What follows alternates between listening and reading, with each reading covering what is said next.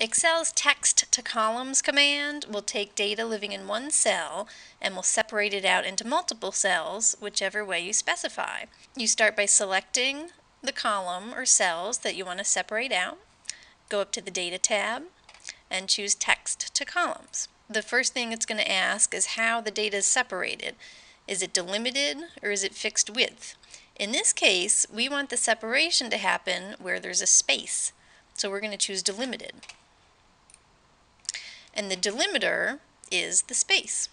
That's where we want the break to happen. So we check that off, and you'll see that it's showing us a preview here of what it's going to look like when it's separated into the columns.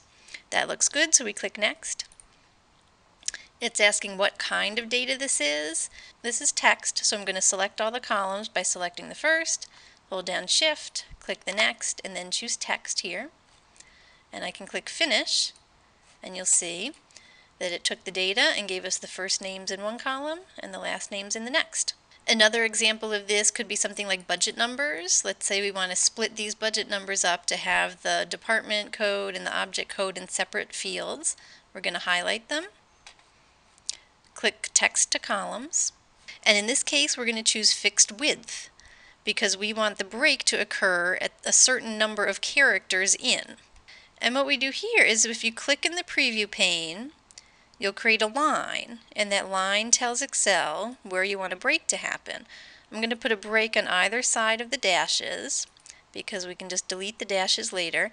If you click in the wrong place, you can drag to move your line. And when we're done here, I'll choose Next. I'm going to leave this as general because they're all numbers. I'll click Finish, and you'll see it's separated the numbers out. I can delete these columns that have the dashes if I don't want them. And now I have everything in its own column.